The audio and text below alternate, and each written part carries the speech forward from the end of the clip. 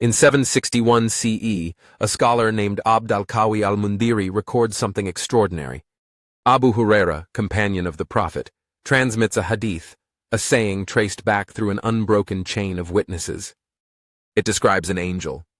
But this angel doesn't look like the winged humans populating cathedral ceilings across medieval Europe. This angel is a rooster, a cosmic rooster whose talons rest on the earth's surface while its neck bends beneath the throne of God in the highest heaven. This isn't poetry. This isn't metaphor. For centuries, Islamic scholars from Yemen to Mauritania verify this hadith through rigorous chain analysis, the science of isnad, where every link between transmitter must be authenticated. In 2013, Saudi Arabia's Imam Muhammad ibn Saud Islamic University confirms it again. The rooster angel stands at the foundation of Islamic cosmology, holding up existence itself. And virtually no one outside scholarly circles knows it exists. But here's where it gets stranger. This rooster isn't alone. Islamic tradition describes 4, sometimes 8, throne-bearing angels called the Hamalat al-Arsh. Their entire purpose: support the divine throne described in Quran 47. And when you look at how different scholars across 13 centuries describe these beings, you're watching something extraordinary happen. You're watching human imagination struggle to contain the incomprehensible. Because these angels don't just carry a throne. They warp reality around them. According to al-Suyuti, one of Islam's most prolific medieval scholars, the throne-bearers take different forms. Not sequentially, simultaneously. Each angel possesses 4 faces: human, bull, vulture, lion. Wahb ibn Munabbih, an 8th century Yemeni scholar, preserves this tradition through chains traced back to the earliest Islamic community. Al-Bayhaqi, writing his Book of Names and Attributes in 11th century Persia, confirms it.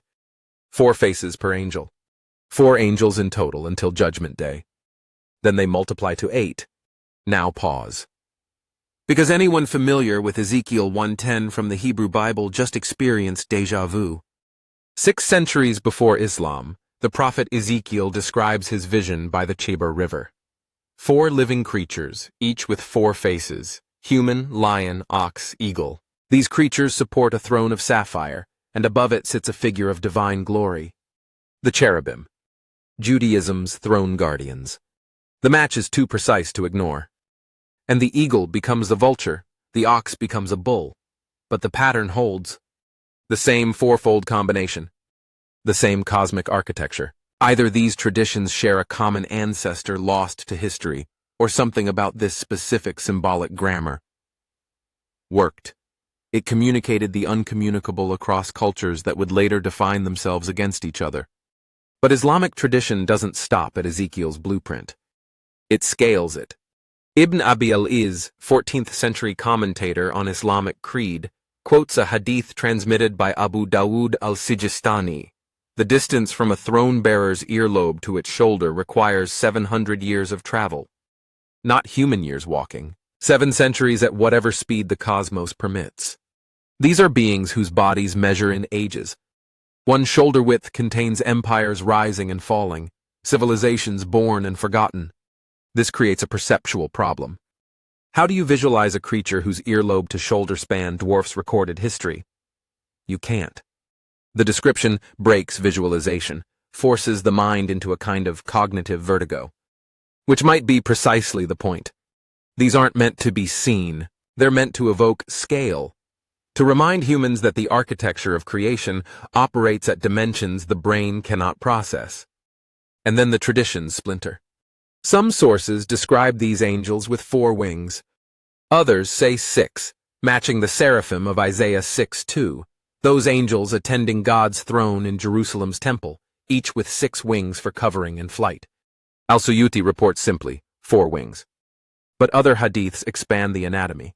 6 wings and 4 faces, creating beings that are chimeras of symbolic meaning, the multiplicity suggesting omniscience, the wings suggesting omnipresence. Now ask, why? These specific animals? The answer lies buried in pre-Islamic Arabia and ancient Mesopotamia. The bull represents strength and agricultural civilization, Babylon's patron, the foundation of settled life. The lion embodies kingship, raw power, desert survival. The human face signifies intelligence, moral consciousness, and the eagle, or vulture in Islamic tradition, commands the sky, sees what earthbound creatures cannot, bridges heaven and earth. These aren't random. They're the four pillars of ancient Near Eastern cosmology. When Babylonian temples placed winged bulls with human heads at their gates, the Lamassu, they were deploying the same symbolic language. When the Gospel of Matthew becomes associated with an angel, Mark with a lion, Luke with an ox, John with an eagle, creating the Christian tetramorph, the pattern resurfaces. It's older than any of these faiths.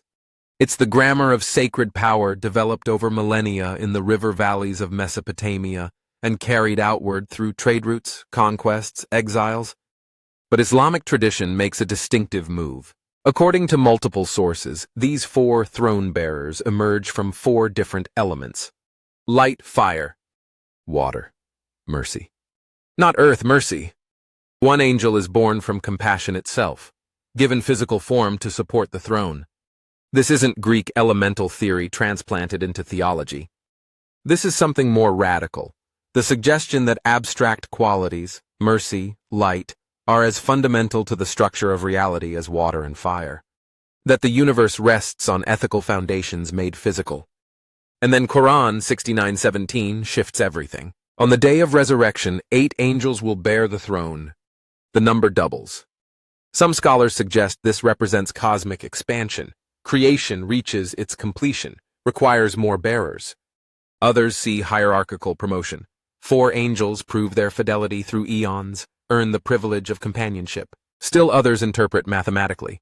4 angels, 8 wings each, 32 wings total holding creation at its culmination.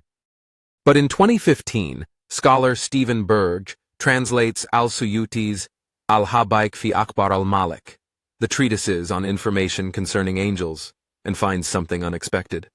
Buried in chains of transmission, Al-Suyuti identifies one throne-bearer by name, Israfil, the archangel who will blow the trumpet to end the world, which means one of the angels holding up creation also triggers its destruction. Alpha and Omega collapsed into a single being, foundation and finale. The throne-bearer who spends eternity supporting existence will one day announce its termination. This changes the emotional texture of the whole edifice. These aren't static pillars. They're witnesses to time's entire arc. They hold up the throne from the moment God creates angels. Muqatil ibn Sulaiman reports the throne-bearers as the first angels, the primordial beings before all others, until the moment Israfil sounds the trumpet and the throne itself transforms. They experience the whole story. They are the frame that makes the story possible. And that rooster? That seemingly bizarre image that opened this investigation? It comes into focus. In Arabian tradition, the rooster announces dawn, the liminal moment between night and day, the crack in time where transformation happens. A rooster with feet on earth and neck bent beneath heaven isn't anatomically descriptive. It's positionally symbolic. It's the creature that stands between, that connects lower and upper, that marks transitions. The rooster angel is the hinge of creation. In the 10th century, Al-Tabarani collects traditions in Al-Mujam al-Awsat and finds additional chains confirming the rooster hadith. In the 13th century, Al-Qadi Abu Yala verifies it. In the 15th century, it appears in devotional literature.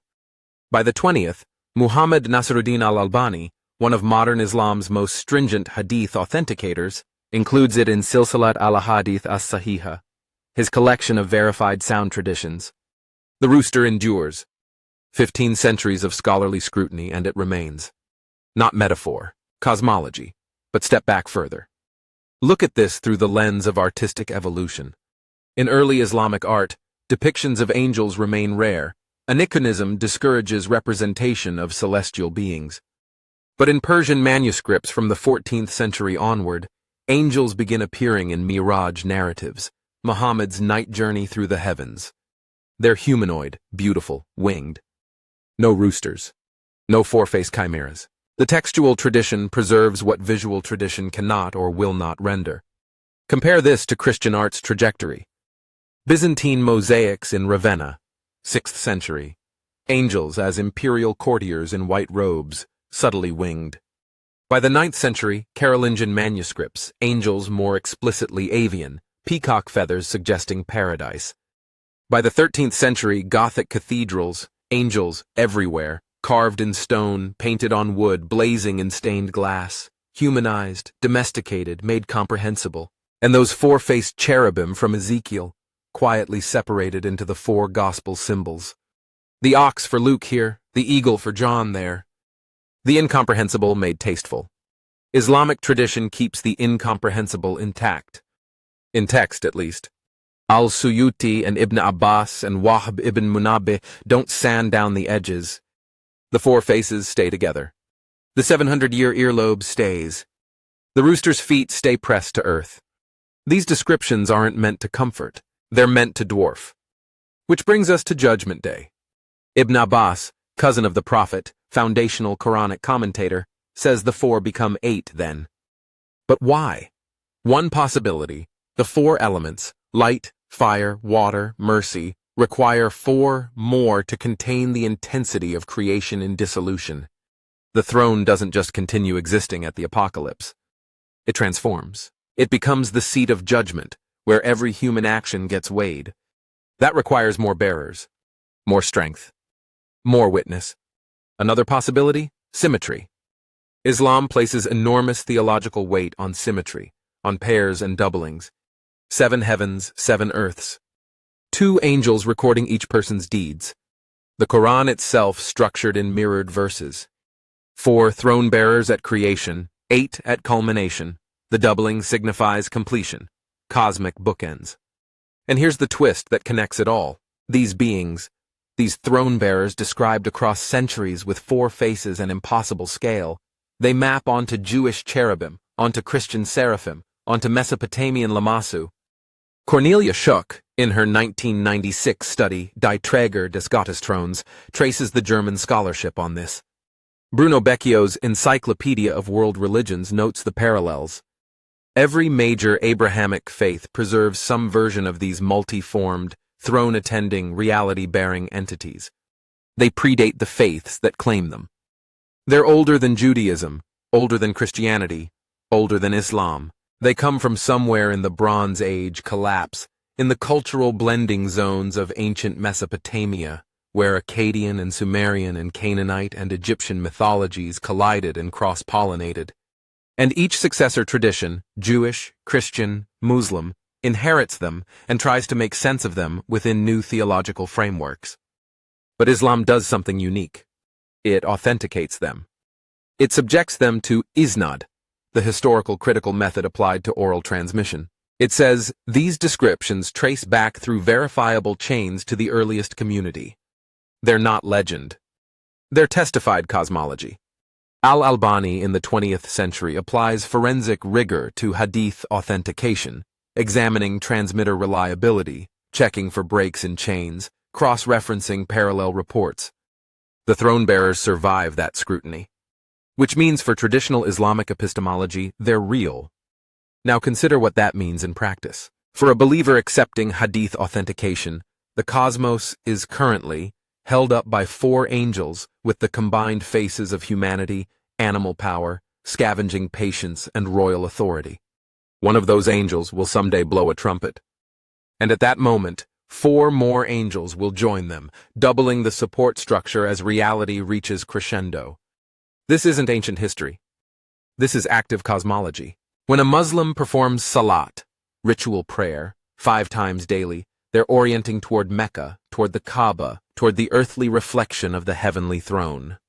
And above that throne, at distances measuring centuries, the bearers hold station. The rooster's talons press into earth. Its neck bends skyward. It doesn't move. It doesn't sleep. It holds. And then modernity arrives. The 2020 biblically accurate angels meme explodes across social media. People suddenly discovering Ezekiel's 4-faced creatures, the wheels within wheels of the Ophanim, the 6-winged seraphim. The internet collectively realizes that traditional angelic iconography, beautiful humans with bird wings, has almost nothing to do with biblical descriptions. The revelation goes viral because it creates cognitive dissonance. The gap between expectation and text is entertaining.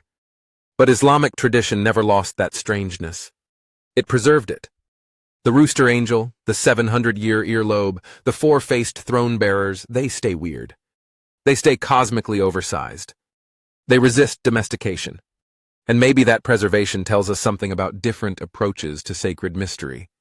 One tradition smooths the rough edges for artistic accessibility. Another keeps them rough because the roughness is the point. Because here's what all these descriptions share. Jewish cherubim, Christian seraphim, Islamic hamalat al-arsh, they're incomprehensible on purpose.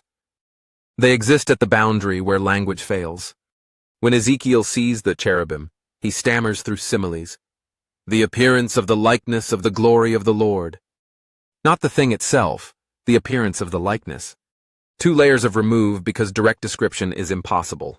When Islamic hadith pile on anatomical impossibilities, roosters spanning earth to heaven, earlobes separated by centuries, they're using scale to achieve what Ezekiel used with nested similes. They're signaling, this is beyond you. And in that beyondness, something opens.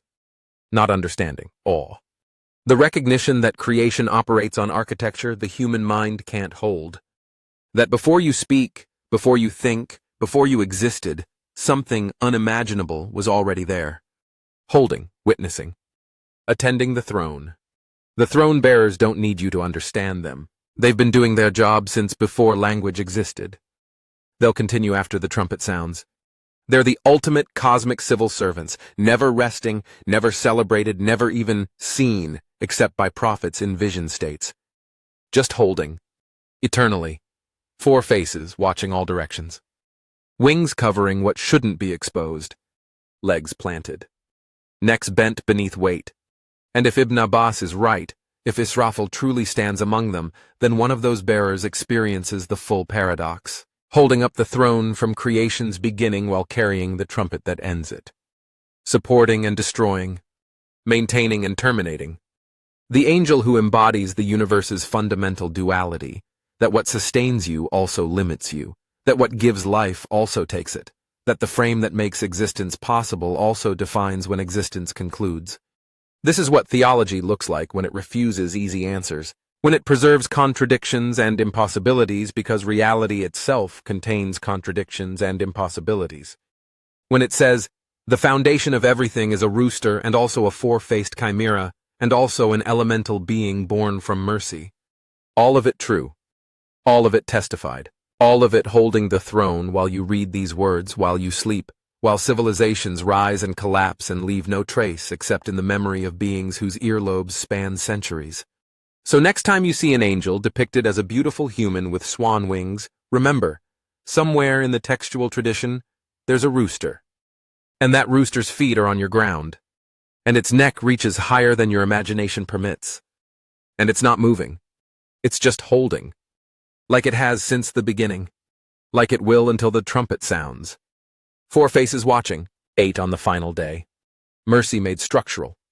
Light bearing weight. The incomprehensible made just barely speakable through chains of transmission stretching back through centuries of careful, meticulous testimony. The throne doesn't fall. It never has. The bearers see to that.